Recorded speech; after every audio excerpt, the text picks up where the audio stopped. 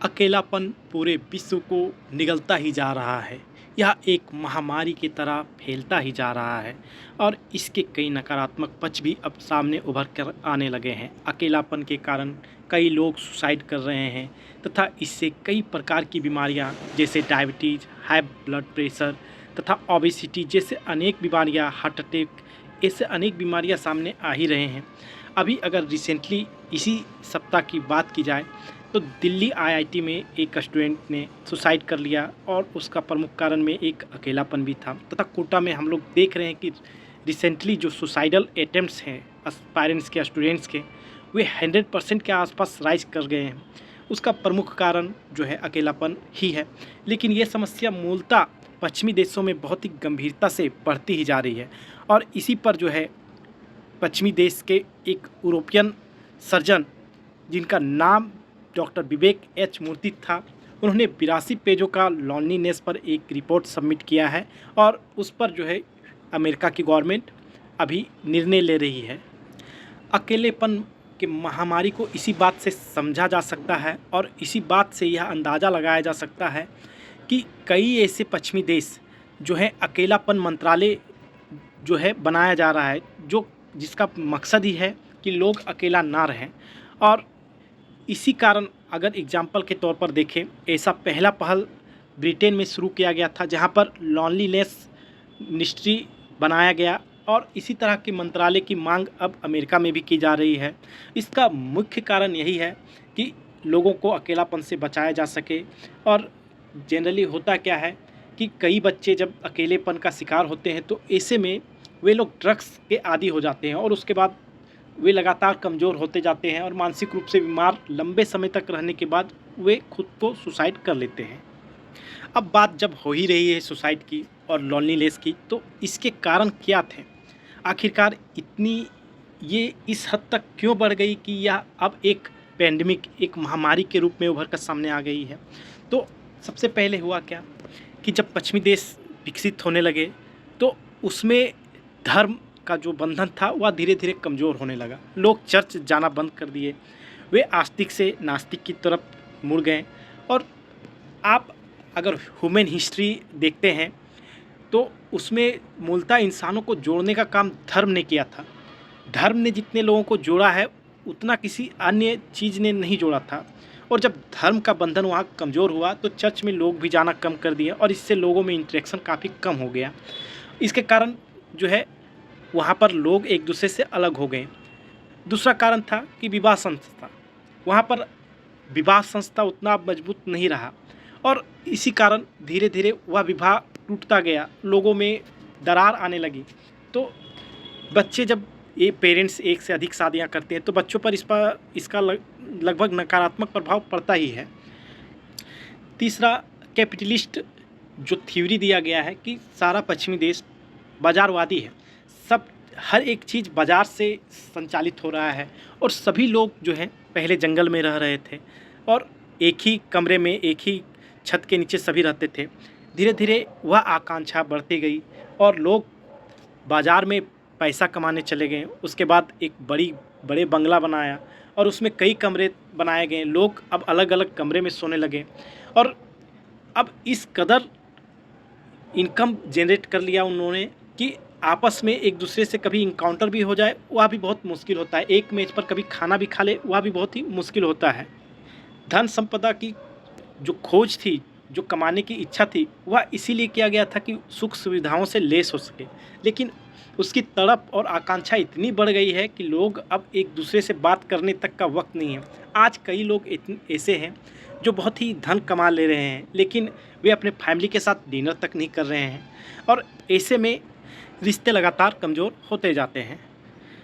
आज शहरीकरण काफ़ी बढ़ चुका है और शहर में जनरली होता क्या है कि एक ही बिल्डिंग में ऊपर और नीचे कमरे में कौन से दो व्यक्ति हैं वे एक दूसरे के नाम तक नहीं जानते हैं। इस तरह का अजनबीपन बढ़ चुका है और इसी से लोग अकेलापन का शिकार भी हो गए हैं।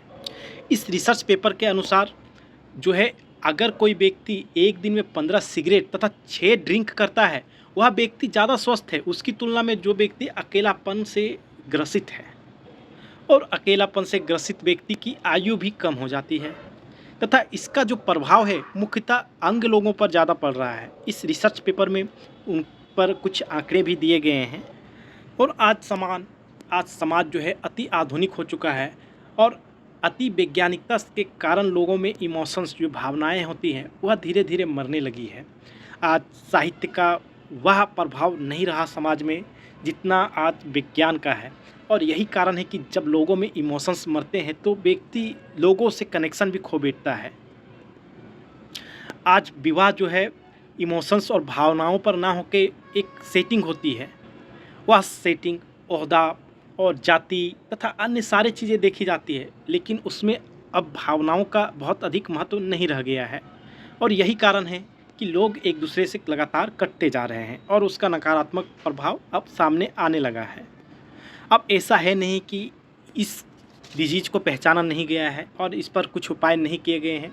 इस डिजीज़ को जब पहचाना गया तो इस पर कई उपाय भी किए गए और ख़ास तौर से टेक्नोलॉजिकल तथा अन्य उपाय, लेकिन वह भी इसका उपाय ना होके वह एक बीमारी ही बन गया और इस बीमारी को और गहरा ही करता चला गया। हम बात कर रहे हैं टेक्नोलॉजी की, और टेक्नोलॉजी में जनरली जो सोशल मीडिया ऐप्स हैं जैसे कि व्हाट्सअप हो गया, फेसबुक, इंस्टाग्राम, टिकटॉक, इसमें लोग अपने स्टेटस के बारे में जो है शेयर करते हैं, उसमें दोस्ती करते हैं तथा एक दूसरे से अटैच कनेक्ट होने का प्रयास करते हैं। लेकिन अब उसमें समस्या क्या आ गई कि लोग जो है ओरिजिनल व्यक्ति से कांटेक्ट नहीं कर रहा है। वहाँ पर व्यक्ति घंटों तक, औसतन जो आंकड़े बताए गए हैं 2.5 घंटे तक प्रत्येक व्यक्ति टच स्क्रीन से बात करता है, वह टच स्क्रीन से कनेक्शन जोड़ रहा है।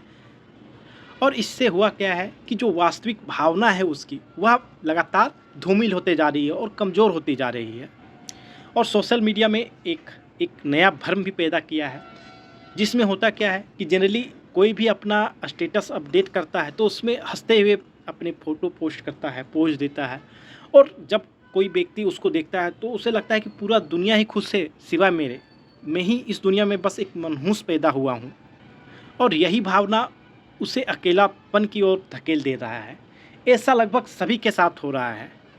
सभी को लगता है कि दुनिया में सभी खुश हैं और केवल वही जो है एक मनहूस पैदा हुआ है। लेकिन कैमरा का दुनिया ही ऐसा है कि जब फ़ोटो खींचा जाता है तो जनरली कहते हैं स्माइल प्लीज़, और इस स्माइल प्लीज़ ने सबको धोखा दे रखा है।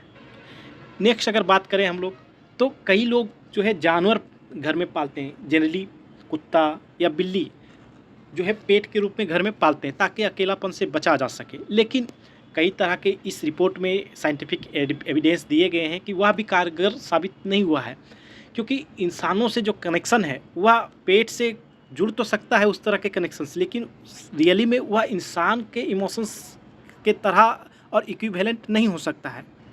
पेट जो है किसी भी तरह से पूरी तरीके से उसके खालीपन, अकेलेपन को भर नहीं सकता है। और तीसरी जो बात कही जाती है कि परिवार, अब परिवार में परिवार बचा ही नहीं है।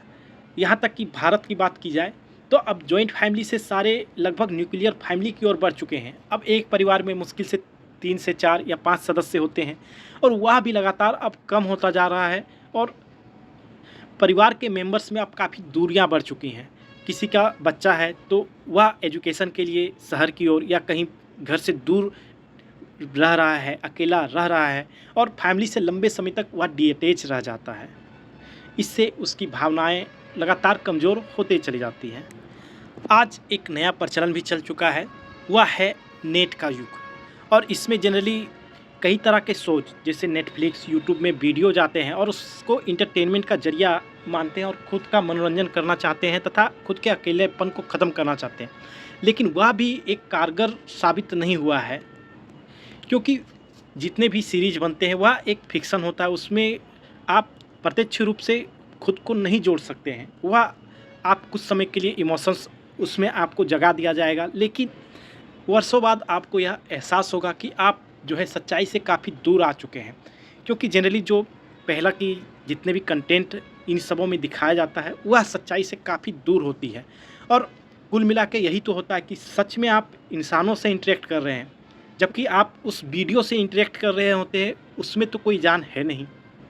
अब इसका समाधान क्या है? तो इसका समाधान एक हमारे स्वामी विवेकानंद ने कहा था कि आपके यहाँ भौतिकता है, हमारे यहाँ अध्यात्म है, तो उसको एक्सचेंज करने की आवश्यकता है। वहाँ पर इस स्पिरिचुअलिज्म को विकसित करना बहुत ही आवश्यक है। जब तक आंतरिक विकास नहीं होगा और केवल बाहरी विकास से पूर्ण विकास नहीं माना जाएगा, तो आंतरिक विकास करने की आवश्यकता है। और इसके लिए जो है कई तरह के बातों को यूज किया जा सकता है। ख़ास तौर से अभी जितने भी इंफ्रास्ट्रक्चर वहाँ उजलेस हो गए हैं, ख़ास तौर से यूएसए या यूरोप में, जैसे कि चर्च, जितने भी चर्च अब लगभग ख़त्म होने के कगार पर हैं, जहाँ पर लोग अब अपने जो धर्म था उन्हें त्याग दिया है पूरी तरीके से, तो उनको कुछ ऐसे नए सोशल इंफ्रास्ट्रक्चर में तब्दील किया जा सकता है जहाँ पर लोग खुद को इंटरेक्ट करें। एग्जाम्पल के तौर पर एक अच्छा पार्क बनाया जा सकता है जहाँ पर लोग आके मिले बैठे और बातचीत करें। ऐसा एक्सपेरिमेंट जो है ब्रिटेन और ऑस्ट्रेलिया में किया गया है। और वहाँ पर जनरली होता क्या है कि अजनबी जो है एक बेंच में आके बैठते हैं और अपने बारे में बात करते हैं। इससे क्या होता है कि जो एक अकेलापन होता है वह धीरे धीरे दूर होता है और लोगों में कॉन्फिडेंस बिल्डअप होता है। ऐसे ही कई तरह से सोशल इंफ्रास्ट्रक्चर के रूप में कई चीज़ें डेवलप की जा सकती हैं। कोई भी सोशल गैदरिंग हो सकता है, चाहे वो नाटक डिस्प्ले करने का हो, चाहे वो किसी तरह का फंक्शन आयोजन करने का हो, चाहे वो कई तरह के वॉलेंटियर रूप में लोग एक दूसरे से बात करने के लिए बाहर आए। पहले लोग काम करने के लिए वॉलंटरी करते थे, अब अकेलापन दूर करने के लिए वॉलंटरी किया जा सकता है। ऐसा ब्रिटेन में शुरू किया गया है और उस मॉडल को अब कम से कम पश्चिमी देशों में, जहाँ पर अभी तक इन मॉडलों को अपनाया नहीं गया, और ख़ास तौर से यूएसए में इन मॉडलों को अपनाने की बात चल रही है। अब बात भारत की भी, तो भारत में भी स्थिति उतनी अभी गंभीर नहीं है, लेकिन जो शहरीकरण बढ़ रहा है वह अकेलापन को साथ में लेके ही आ रहा है। तो इसका समाधान भी आवश्यक है और लोगों के बीच जो रिश्ता है वह कमज़ोर ना पड़ जाए, इसकी भी आवश्यकता होगी ही। और इसीलिए कम से कम हमारे यहाँ जो परिवार संस्था है तथा विवाह संस्था है उसे जीवित रखना अति आवश्यक है, क्योंकि वह अकेलापन को ख़त्म करने का एक मात्र और कारीगर रास्ता भी है। लेकिन इसका अर्थ यह भी नहीं होगा कि इसमें अगर कुछ बाद में सुधार करना हो तो उसको ना सुधार किया जाए। उसको फ्लेक्सिबल रखते हुए जो है इसको प्रोग्रेस करने की आवश्यकता हमें है। और जैसा कि हमारे स्वामी विवेकानंद ने भी कहा था, उन्हीं के सिद्धांतों के आधार पर जो है अध्यात्म को पूरी तरीके से भारत में हमेशा बनाए रखना है तथा सभी का आंतरिक विकास अनिवार्य है। इस रिसर्च पेपर का बस एक ही मकसद है कि आप कभी भी सेल्फ सेंट्रिक केवल बन के ना रह जाएं तथा खुद को समाज से अलग ना करें, ना ही कटाव करें, और लोगों में समरसता बंधुत्व बनाए रखें तथा उसको बढ़ावा दें। इसी से एक स्वस्थ समाज तथा एक स्वस्थ भारत का निर्माण हो पाएगा। धन्यवाद।